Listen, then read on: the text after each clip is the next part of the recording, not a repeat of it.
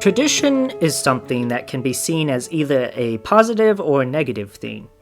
Some people believe that traditions need to be upheld in order to preserve a way of life that has sustained previous generations through a culture that continues to move further away from God.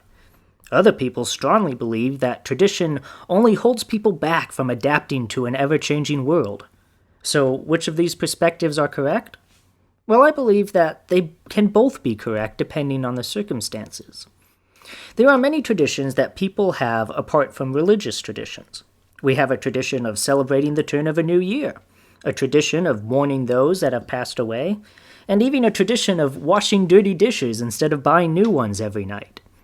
Traditions give us both a way of remembering things that have happened in the past, as well as providing us with an outline for living our lives day by day. We can see the benefit of laying and following traditions in Scripture. When God helped the Israelites cross the Jordan River, Joshua had them build an altar so that when the later generations would see the altar and ask about it, the older generations would use that opportunity to tell them the story of what happened. This tradition allowed the story to live on. The Israelites also had a tradition of washing their hands before eating, something that we can appreciate in our modern-day world where we understand how germs work. You see, there's definitely value in having and following tradition, but there are also pitfalls that can follow along with them. Jesus accused the Pharisees of breaking God's commands for the sake of following traditions. There are definitely many churches that have run into the ground and fallen apart because they were too busy holding on to their traditions to meet the needs of people and reach the lost. A voice from heaven also told Peter that he could eat animals that the Hebrew law, and therefore their tradition, deemed to be unclean and should not be eaten.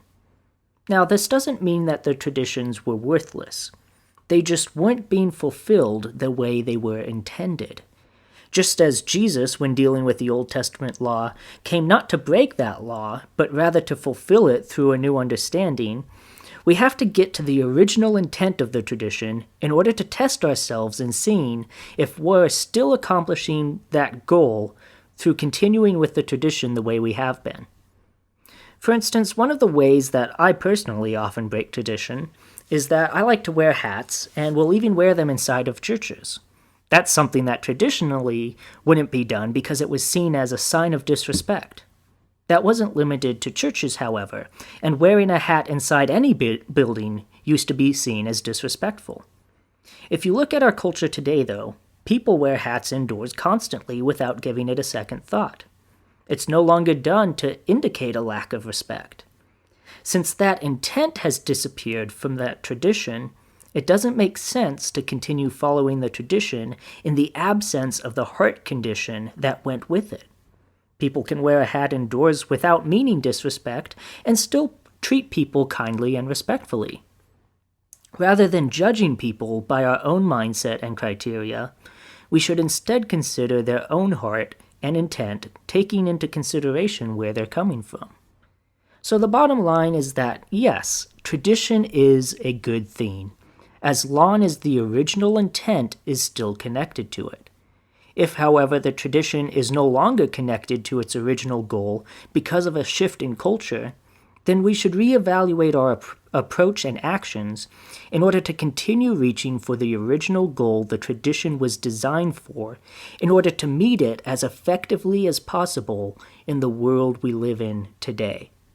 If you'd like to talk to me more about this subject or have a question you'd like me to address, you can contact me through the Sermon in the Pocket Facebook page or email me at sermoninthepocket@gmail.com. Also, if you like what I'm doing and want to support this program, you can do so on the Sermon in the Pocket Patreon page. Thank you for taking the time to listen, and have a wonderful day.